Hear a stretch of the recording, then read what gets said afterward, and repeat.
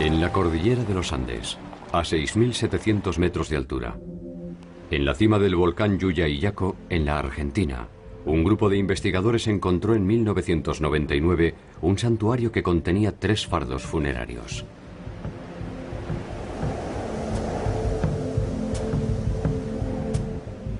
Corresponden a 3 niños de escasa edad que fueron sacrificados hace más de 500 años. Las bajas temperaturas de la alta montaña conservaron los cuerpos con su musculatura intacta. Sus ropas estaban en buen estado. No poseían traumatismos ni daños corporales.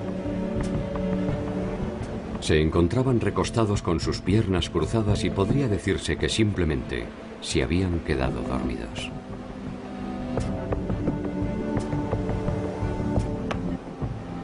Uno de los cuerpos pertenece a una niña, bautizada por los investigadores como la doncella. Tenía solo 15 años.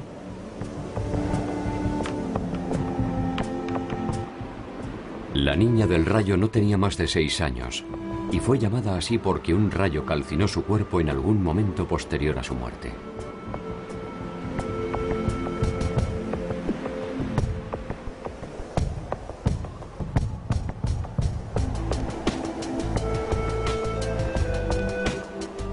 El tercer cuerpo, el niño, tenía solo 7 años.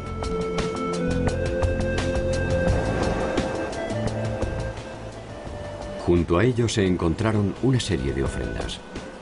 Finas piezas de cerámica, exquisitos tejidos y algunos collares, entre los que destacan unos de color rosado realizados con muyú, un bivalvo originario de las costas del Ecuador y que fue conocido como el oro rojo de los incas.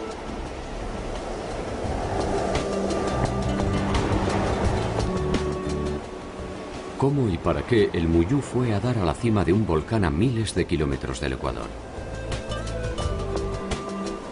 ¿Qué significado encierra este sacrificio ceremonial? ¿Quiénes lo realizaron y por qué? Son algunas de las preguntas que nos exigen remontarnos en el laberinto de un tiempo perdido. El sacrificio ceremonial fue realizado sin lugar a dudas durante el Imperio Inca. Y traducir las señales que encierra el santuario exige conocer su historia, sus costumbres y su inagotable legado.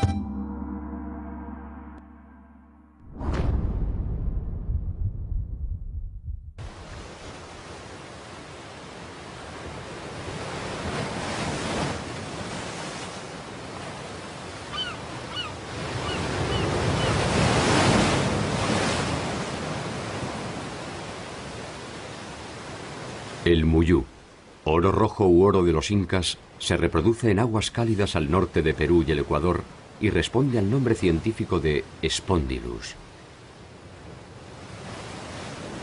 Tenía para los incas un significativo contenido ornamental, pero también religioso.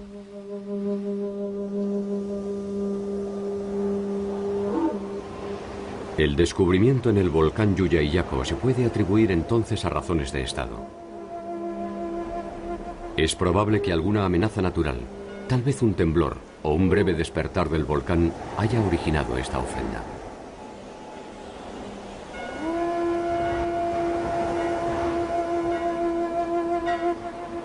Los incas solo practicaban sacrificios humanos en situaciones excepcionales y en virtud de un principio básico para el funcionamiento de su mundo. Si algo se le pedía a los dioses, estos debían recibir algo a cambio. La cultura inca es una original y aparte. Naturalmente, inca es un término que se usa para los últimos 100 años de la cultura prehispánica. Pero ese término significa miles de años de cultura anterior a los incas. Desde la Amazonia hasta el mar, desde Colombia hasta Chile y Argentina, atravesando Perú, Ecuador y Bolivia, el Estado Inca fue la organización política, económica, militar y cultural más extensa del continente americano.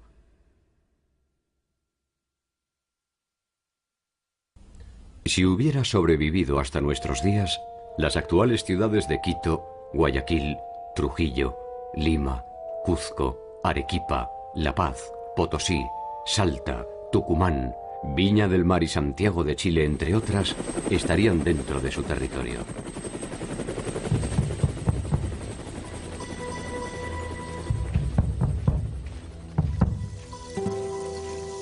Sus ejércitos llegaron a contar con decenas de miles de hombres. Sus ciudades fueron refinadas y monumentales. Su red de caminos se calcula en más de 20.000 kilómetros. Y su población se ha estimado entre los 12 y los 30 millones de habitantes.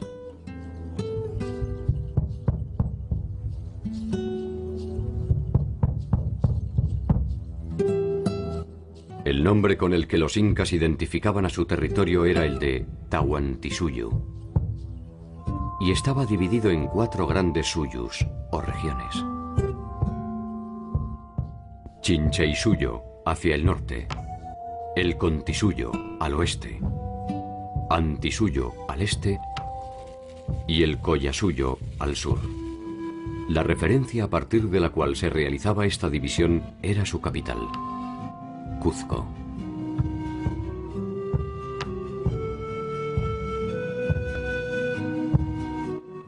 Cuenta la leyenda que la historia de los incas se inicia cuando los hermanos Ayar, Uchu, Cachi, Manco y Auca, acompañados por sus hermanas Mamá Oclo, Mamá Huaco, Mamá Cura y Mamá Raua, abandonan la casa del escondrijo en busca de un lugar en el que establecerse.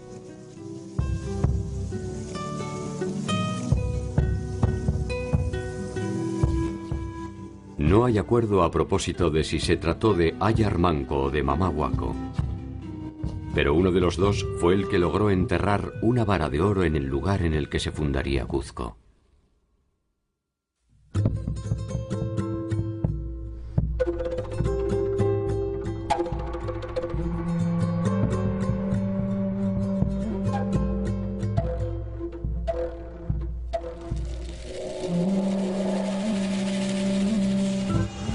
Cuzco fue el centro político y ceremonial del Estado, y desde allí se extendió en sucesivas conquistas militares y diplomáticas.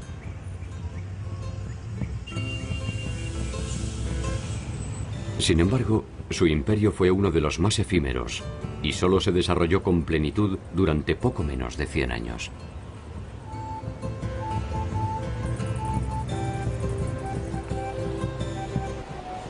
Ese tiempo fue suficiente para consolidar una expansión territorial inédita en el continente.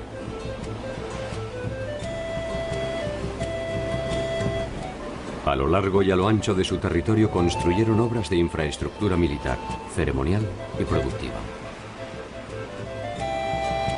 Algunas de naturaleza monumental y otras cuya naturaleza es inexplicable.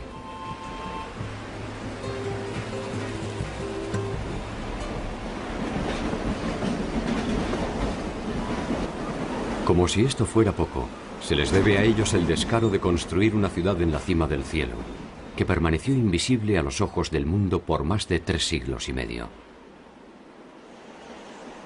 La enigmática Machu Picchu.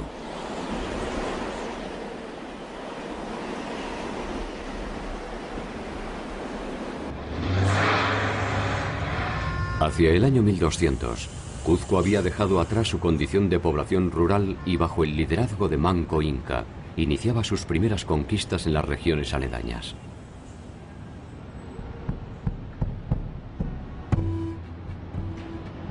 A mediados de 1400, los incas habían sometido a un importante número de poblaciones y comenzaban a dibujar los primeros trazos de su propia leyenda. Para ello fue necesaria la impronta de un hombre legendario, Pachacútec Inca Yupanqui. Pachacútec es quien llevó a los incas a su victoria definitiva contra los chancas, un grupo étnico proveniente de Ayacucho empecinado en desafiar la incipiente hegemonía de Cuzco.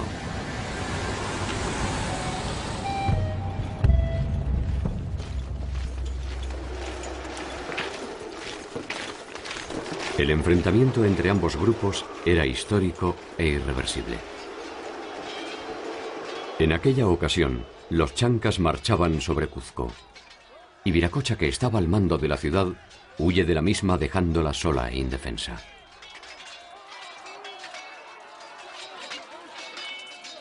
Pachacútec, por entonces apenas un joven príncipe, asume la defensa de Cuzco, y aún en inferioridad de condiciones, vence a los chancas mediante ingeniosas estratagemas e indudable valor. Se formó una leyenda de que él puso unas piedras con cascos y armas para que creyeran los enemigos que eran gente apostada, lista para conquistarlos. Entonces, esto los desmoralizó a los enemigos que les hicieron. Bueno, en todo caso, ganaron los incas y los persiguieron bien adentro de sus tierras. Y eso marca el desarrollo y el inicio del Estado inca. El triunfo inca inicia el liderazgo de Pachacútec, quien recibe en el templo de Inti Cancha el mandato divino para ser, de ahí en adelante, el soberano de todos los incas bajo el nombre de Pachacútec Inca Yupanqui, cuyo significado es el que transforma el mundo.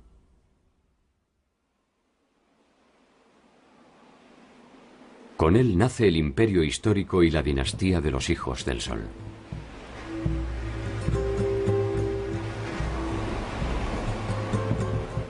Pachacútec cambia radicalmente la historia de los incas. Hace evacuar el Cuzco y lo reconstruye íntegramente según su propia visión del mundo.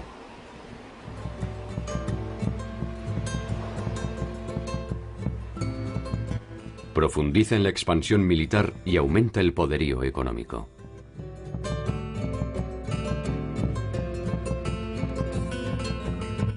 La construcción de caminos se transforma en una necesidad estratégica que permite no solo el movimiento de sus tropas, sino la intensificación del intercambio de bienes y servicios.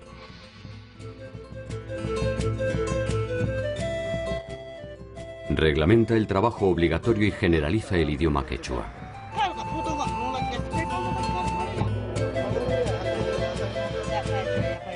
Construye palacios monumentales, casas de descanso, templos y fortalezas en torno a Cuzco, que ahora sí derrama su sombra de poder sobre el territorio.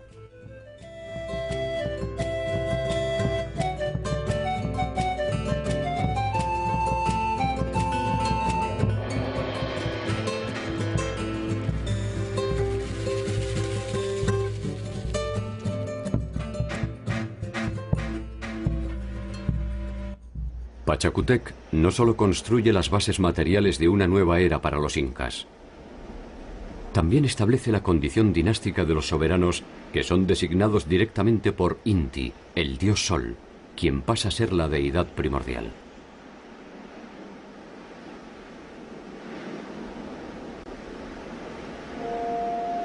Inicia la segunda expansión del Estado. Por su actuación y la de sus generales, derrota a chancas, parcos y chimús y consolida su posesión del área de influencia del antiguo Tiwanaku, a orillas del lago Titicaca. Su sucesor Topa Inca multiplicará exponencialmente la expansión del Estado entre 1463 y 1493. En apenas 30 años llegará hasta Quito, hacia el norte, en el actual territorio de Ecuador, y más allá de lo que hoy es Santiago de Chile, hacia el sur. Finalmente, bajo el gobierno de Huayna Cápac, los incas alcanzarán el actual territorio colombiano.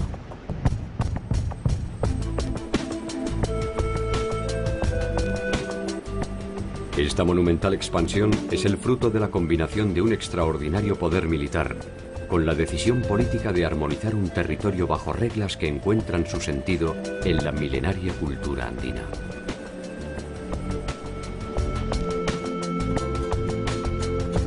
De alguna forma, los incas imponen leyes que los pueblos sometidos ya consideraban como propias. En Andes hubo varios señoríos y por eso no era necesario conquistar estas nuevas áreas pueblo por pueblo. Era suficiente ir a capital de estos señoríos y convencer señor rey anterior que si se hacen un acuerdo con el Inca, él puede mantener su posición privilegiada, y si se aceptaba esta oferta de los incas, él recibía muchos dones. Respaldado por su ejército, el Inca realizaba una serie de obsequios al futuro miembro del Estado, ofreciendo a cambio su protección y sus conocimientos.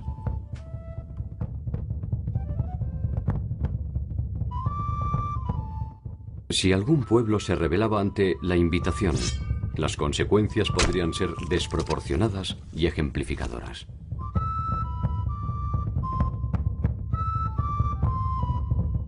Se dice que durante la campaña a Tumbes, los huancahuilcas que habían traicionado a Topa Inca fueron sometidos por Huayna Cápac, quien como represalia ejecutó a una 10ª parte de la población.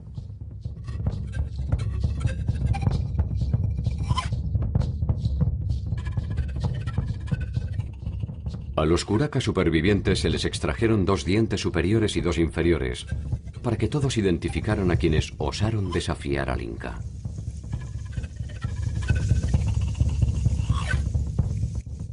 Este castigo era de naturaleza hereditaria y alcanzaba a todos los descendientes por siempre jamás.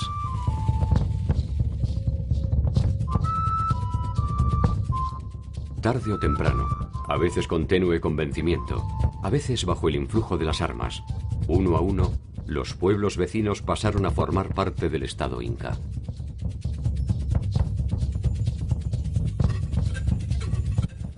Pese a la característica compulsiva de los acuerdos, estos se basaban en uno de los principios básicos del funcionamiento de las relaciones andinas: el principio de reciprocidad.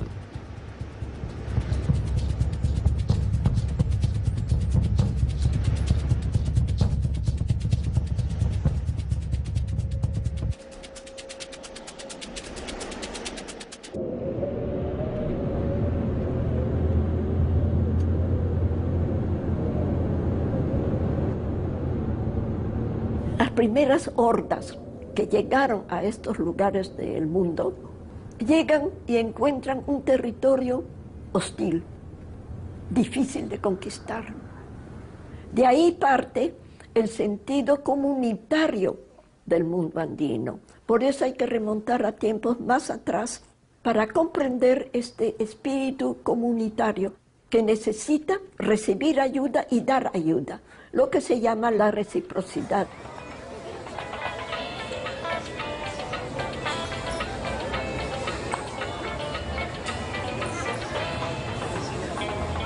La reciprocidad viene de ahí. Yo te doy, tú me das. Y toda la estructura inca se basa justamente en la reciprocidad.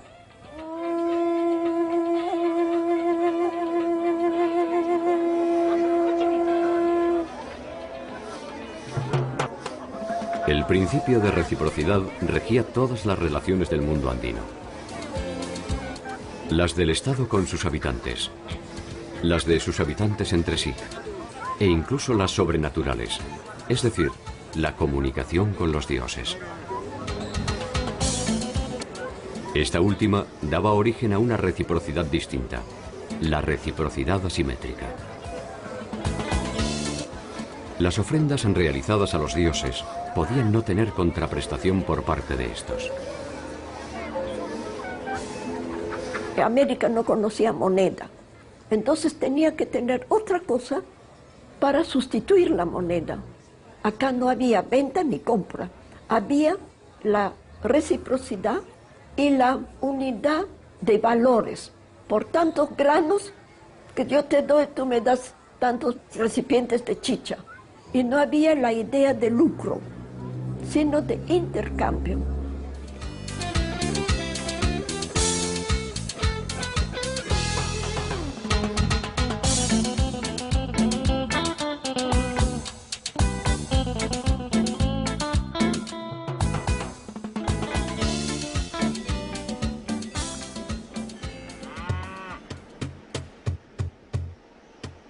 El Estado inca se basaba en la fuerza de trabajo para tener la riqueza que cada estado tiene.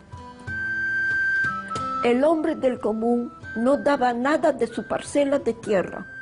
Su parcela de tierra era intocable, era de él y nada más. Pero tenía que dar fuerza de trabajo al inca, a los dioses, una serie de obligaciones de trabajo. Y el producto del trabajo iba a los depósitos estatales. O sea que el Inca tenía una cantidad de productos alimenticios, de trabajos manufacturados, y que eso era su riqueza, de la cual necesitaba para la reciprocidad.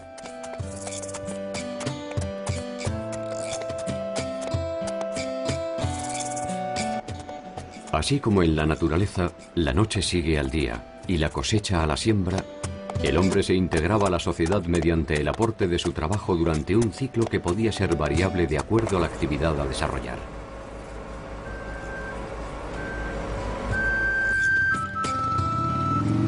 El individuo cumple con el Estado y asegura su manutención.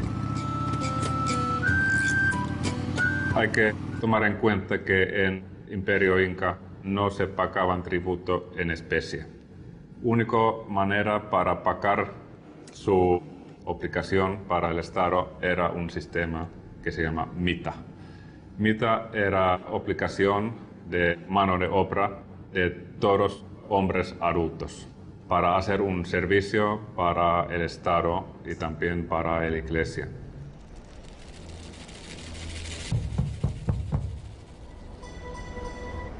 La mita podía prestarse no solo en la producción de bienes, sino también en la construcción de palacios, trabajando en las minas o en el mantenimiento y expansión de la red de caminos.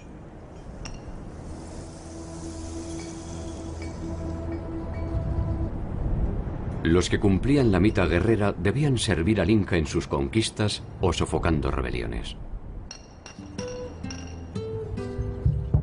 Con los recursos obtenidos, los incas se permitían multiplicar su expansión, ya que disponían de los medios para persuadir mediante la reciprocidad o la violencia a los futuros miembros del Estado.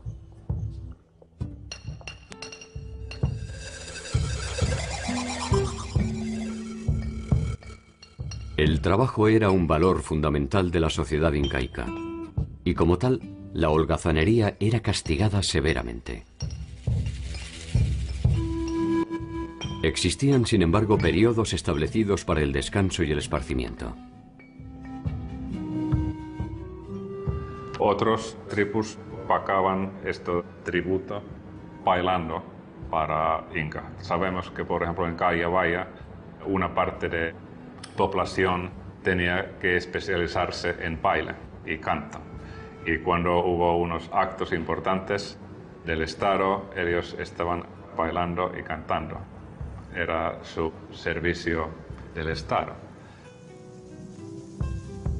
En el Imperio Inca era muy importante que todos jóvenes adolescentes tenían que casarse, porque cuando se casaba tenían todas las obligaciones para trabajar para el Estado.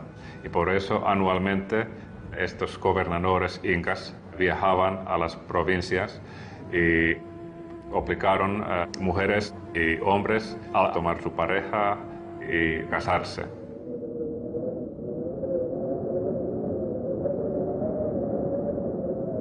Las familias estaban organizadas en torno a un ayllu. El ayllu era un grupo poseedor de una unidad productiva en la que sus miembros trabajan según su especialidad.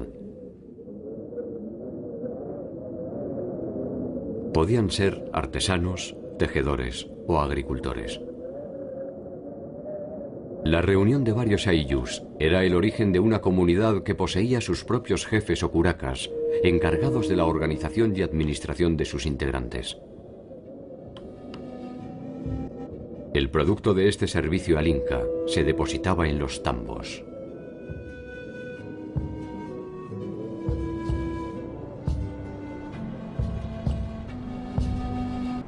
Los tambos eran depósitos que funcionaban como núcleos de enlace entre las poblaciones y, de acuerdo a sus proporciones, podían ser, además, centros administrativos, residencias de descanso o meros puestos de relevo.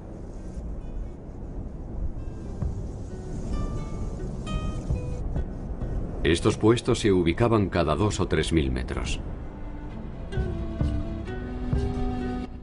Poseían al menos 2 mensajeros que, mediante un sistema de postas, podían transportar información o pequeños bultos atravesando el vasto territorio en algo más de 20 días.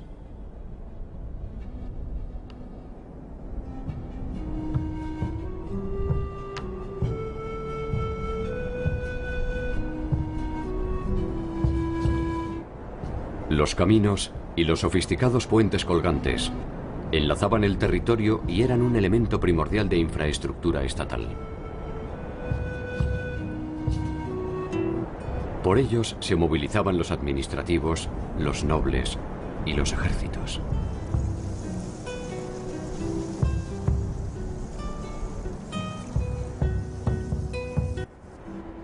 Una suerte de inteligencia estatal estaba conformada por los tucuiricus, los que todo lo ven, que velaban por el orden y el cumplimiento de la voluntad del Inca.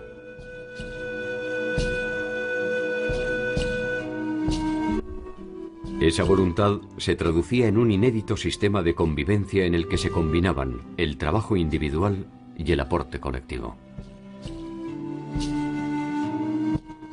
Cada victoria obtenida era el germen de una nueva conquista. Se aumentaban las tierras de cultivo, eligiendo las más productivas de los pueblos sometidos. Se acrecentaba así el poder del Inca en la misma medida en que se debilitaba el señorío conquistado. El Estado Inca era muy jerárquico, así que para los incas, clases sociales y distancia entre las clases sociales era una cosa básica.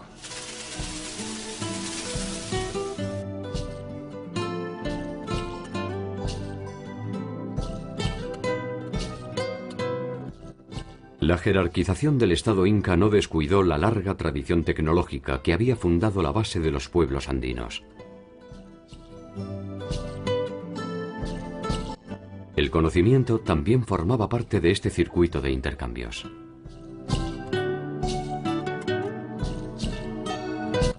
En la localidad de Moray existe aún un centro para la experimentación tecnológica agraria que reconstruye una serie de ecosistemas donde realizar pruebas para diversificar los cultivos.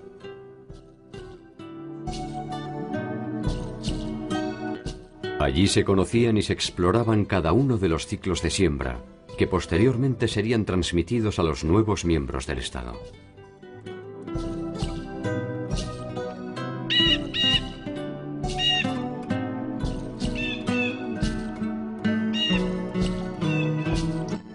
La ciudadela de Pisac fue la primera construcción realizada por el gran Pachacútec.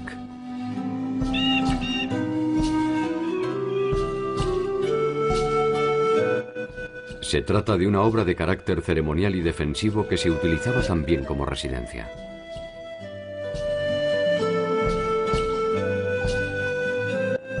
Estas construcciones monumentales y exquisitas aumentaban el prestigio de los incas y le daban a Cuzco una imagen de invulnerabilidad que permitía aplacar cualquier intento de rebelión en los pueblos sometidos.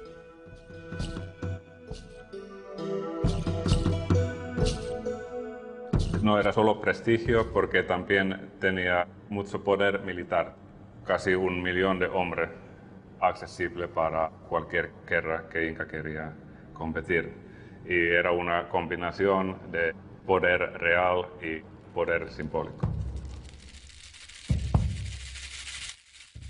Cuzco llegó a albergar más de 300.000 personas en el momento de la llegada de Pizarro, al mando del ejército invasor. Lo que empezó como una aldea rústica se transformó íntegramente bajo el gobierno de Pachacútec.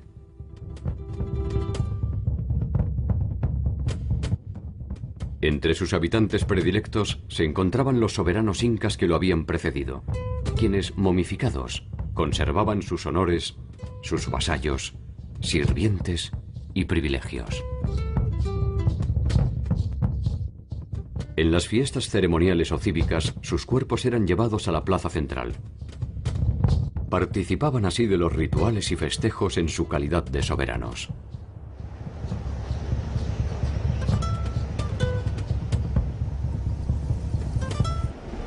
Fueron muchos e increíbles los logros y glorias alcanzados por Pachacútec.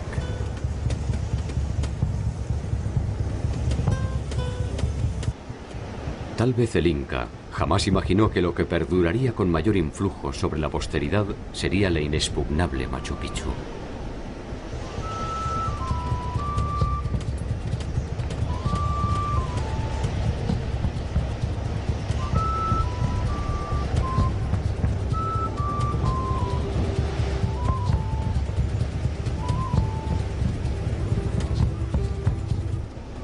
Su sola observación alcanza para comprender la verdadera dimensión de la civilización inca.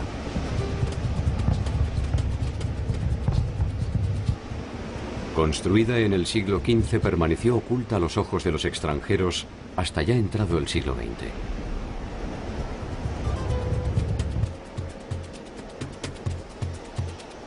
Después de la invasión española, y más allá de la cruda resistencia de los incas, el secreto se mantuvo en la montaña sin que nadie desvelara su existencia.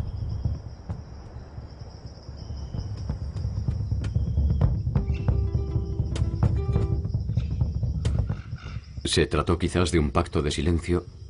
¿O fueron silenciados todos aquellos que conocían su ubicación?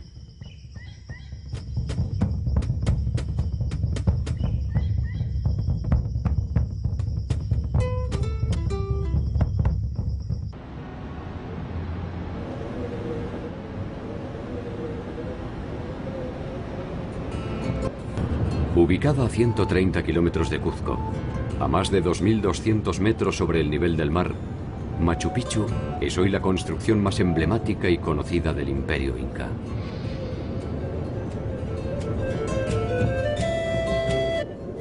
El azaroso camino que lleva hasta ella se confunde en los escarpados secretos del cielo y la montaña.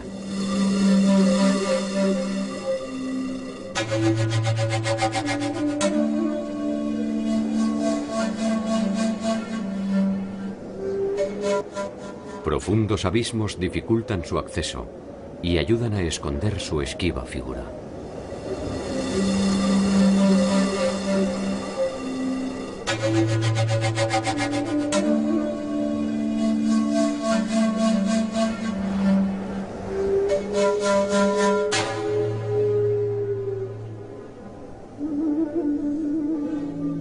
La implacable belleza de la ciudad y el ámbito en torno a sus construcciones nos permiten suponer que sus fines ceremoniales y defensivos se complementaban con un espacio para el descanso y el recogimiento.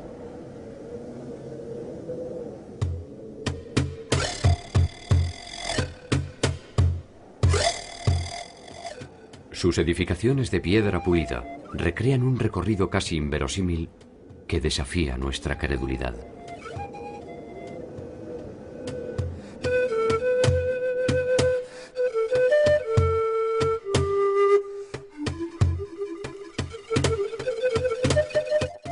Se supone que estaba dividida en 3 áreas. El llamado barrio popular, el área de los sacerdotes y la nobleza, y el sector ceremonial o sagrado destinado a la adoración de Inti, el dios Sol. Tres construcciones sobresalen en el área ceremonial. El Intihuatana, o lugar donde se amarra el sol. Una construcción de piedra pulida que parece representar el cerro Huayna Picchu, ubicado frente a la fortaleza.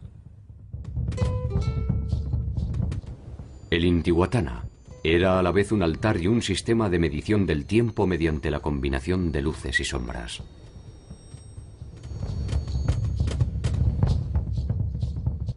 El Templo del Sol.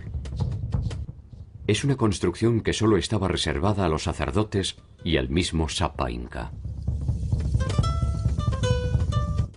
Por último, el Templo de las Tres Ventanas.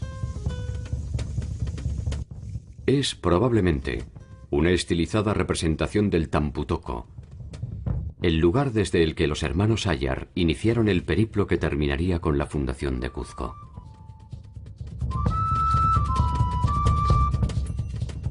La nobleza habitaba una zona residencial de casas situadas sobre las laderas e identificadas con el color rojizo.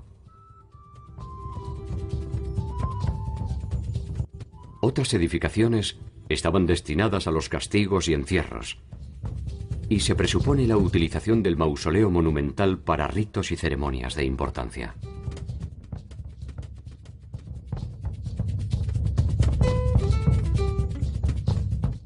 Separada de la zona residencial, la gente común desarrollaba las tareas productivas necesarias para el funcionamiento de la ciudad.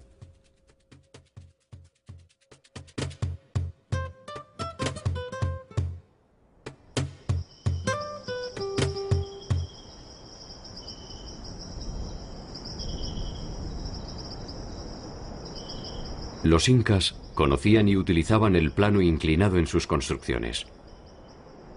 Pero aún así, resulta difícil imaginar cómo fueron transportadas esas piedras hasta el lugar que termina abruptamente en un abismo de 600 metros de profundidad.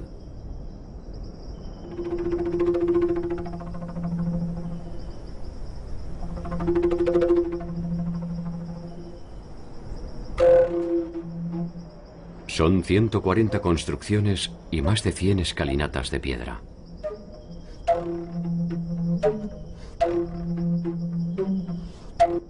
En su traza y en su entorno se puede pasar fácilmente del ámbito rural al urbano casi sin solución de continuidad.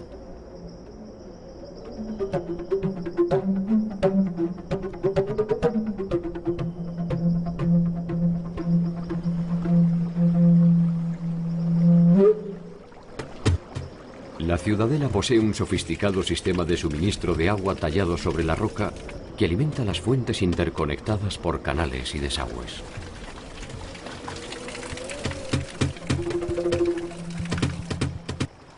Un original sistema de riego se alimenta de este fluido vital conducido con inteligencia y moderación hacia las terrazas de siembra.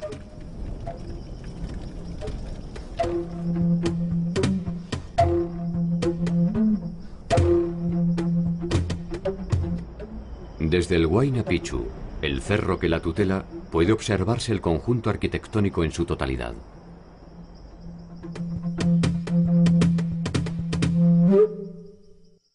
Abandonarse unos instantes a su contemplación es sustraerse de nuestro tiempo y apreciar la espiritualidad de ese espacio que vio los mejores tiempos de los incas.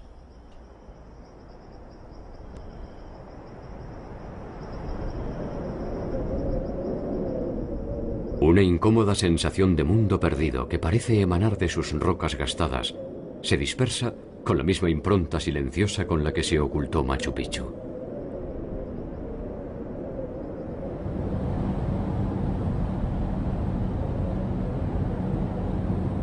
Si uno se deja arrastrar por los caminos del presente, no tardará en observar las mismas prácticas milenarias que perfeccionaron los incas.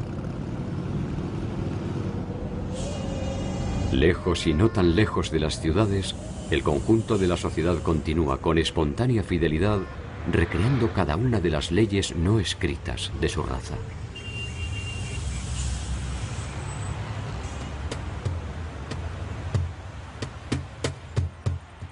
Cuzco era la sede del gobierno, y Machu Picchu parece haber sido un refugio secreto. Los tambos, las fortalezas y las ciudadelas formaban parte del circuito que el Inca realizaba en su territorio.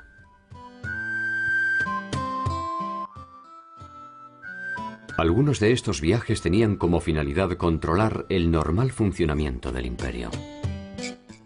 Mediante estas visitas se aseguraba el cumplimiento de las directivas y el ideario cuzqueño. En cada visita se atendían asuntos administrativos, políticos y religiosos. Periódicamente se relevaban existencias materiales, pertrechos y suministros y se censaba a la población.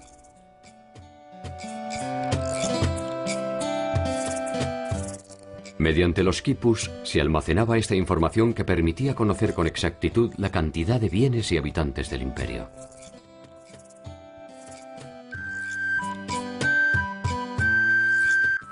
El quipu es un sistema de escritura mediante nudos de variadas formas agrupados en cuerdas de diversos colores. Preferentemente servía para registrar cantidades relativas a inventarios de cosas, nombres de personas, parentescos y tributos.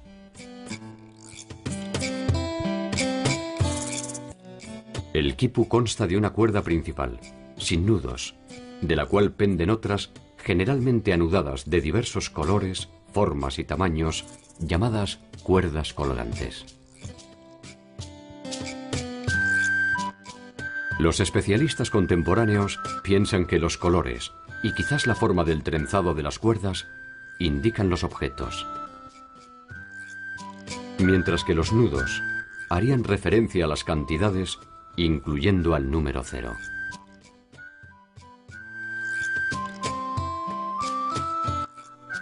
Toda esta información terminaba en Cuzco. El poderío de la ciudad alimentó también la existencia de la codicia, que sembró rápidamente la intriga entre los distintos miembros de la nobleza.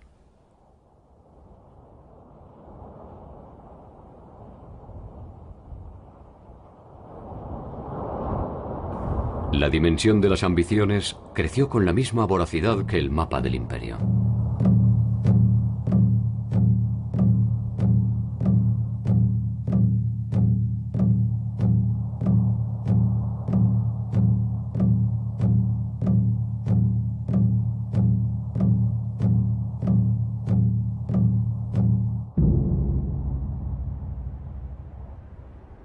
Pocos se animaban a desafiar al poderío inca. Ni curacas ni rebeldes. Los que lo hacían corrían el riesgo de ser aniquilados, castigados o, en el mejor de los casos, desterrados hasta el fin de sus días.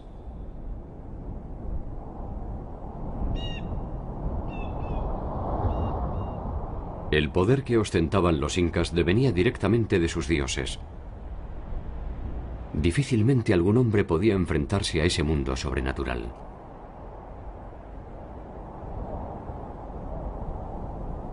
Aquellos dioses que pertenecían a sus enemigos habían sido silenciados bajo el influjo de su conquista.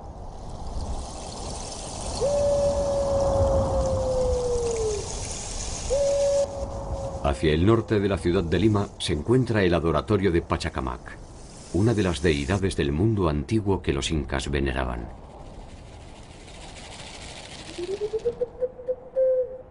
Algunos incas lo incluyeron como estancia durante sus viajes administrativos y de conquista, y construyeron en él algunas edificaciones para sus fines particulares. Entre ellas se encuentra una de las casas de las escogidas, o vírgenes del sol. La visión medieval europea ofreció una mirada entre prostibularia y supersticiosa a propósito de las casas de las escogidas.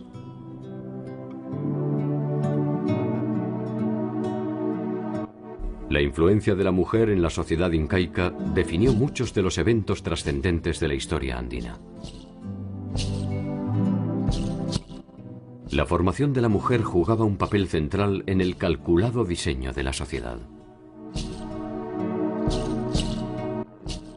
A las llamadas vírgenes del sol se las elegía entre las niñas más hermosas del imperio cuando tenían entre 8 y 10 años.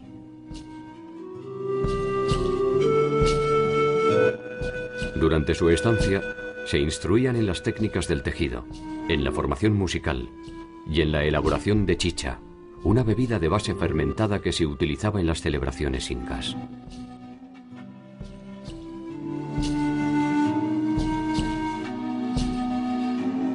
Realizaban estas tareas bajo la supervisión de una mujer mayor identificada como Mamaconda.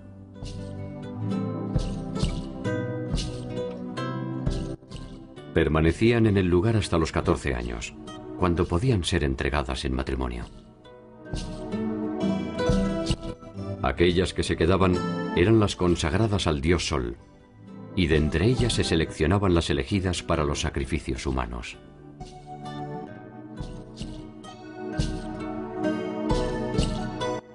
Una de ellas, portando un collar de muyú que fuera traído de las remotas costas del Ecuador al norte del imperio, abandonó un día una de estas casas para marchar en cortejo hacia el lejano sur, donde el volcán Yuyayaco había expresado en su idioma el enfado de los dioses.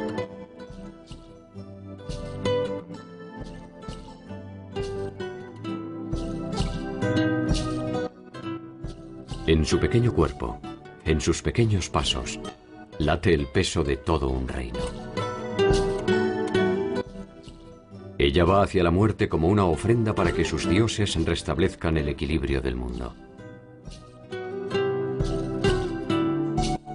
Poco puede entender su trabajada pureza del verdadero fango que rige el destino de los hombres. Difícilmente pueda saber que el fin del imperio no será producto de un acto divino.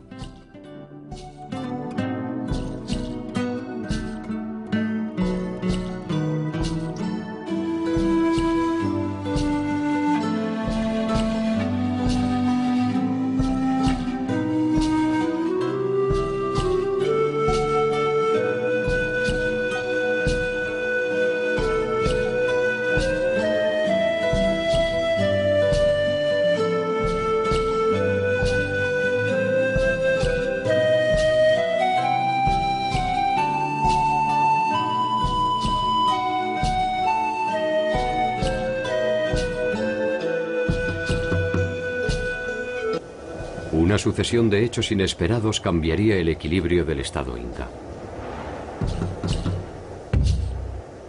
Hacia 1493 se inicia el gobierno de Huayna Cápac, que traslada el eje de Cuzco hacia Quito, donde fija su residencia en forma casi permanente.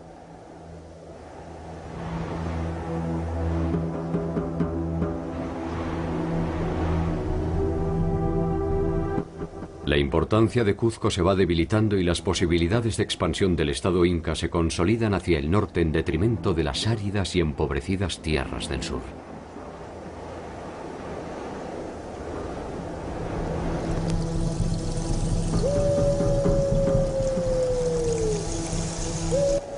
La muerte de Huayna Cápac dará inicio a las intrigas palaciegas que terminarán enfrentando a Cuzco y Quito. Las sucesiones incas son muy tumultuosas, con muchos asesinatos, intrigas, porque no había lo que hay en Europa, la primogenitura. Entonces era un número limitado de candidatos y había que escoger entre esos limitados candidatos. De ahí que vienen crímenes, pasiones y se matan y hacen de todo. Huayna Cápac muere sin dejar resuelta su sucesión. Dos de sus hijos, Huáscar, que reside en Cuzco, y Atahualpa, que reside en Quito, reclaman para sí el derecho de convertirse en el nuevo jefe inca.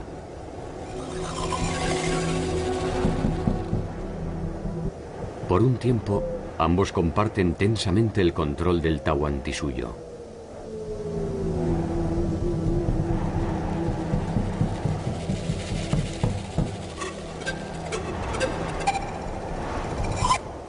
En 1532, Huáscar reclama la sumisión de Atahualpa y este responde movilizando a su ejército de más de 50.000 hombres en dirección a Cuzco.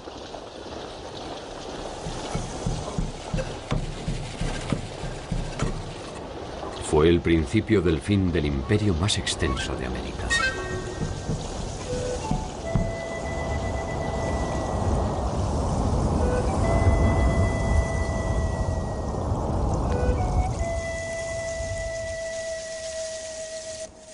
Cuzco todavía sería protagonista de nuevas hazañas, en un nuevo tiempo histórico que para los incas era absolutamente desconocido.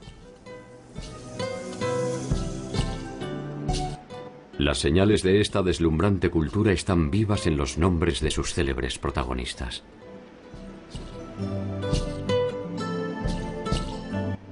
Por debajo de ellos, más allá del poder de sus ejércitos, más allá de sus intrigas palaciegas o de su temor reverencial, más allá de sus ciudades y sus monumentos, más allá de sus goces y sus derrotas, de sus miserias y de sus sombras. Anónimamente, por encima y por debajo de las marcas doradas de la historia, el hombre andino espera, encerrado en sus propias tradiciones, un nuevo tiempo en el que sus dioses no repetirán el oprobio de abandonarlos definitivamente.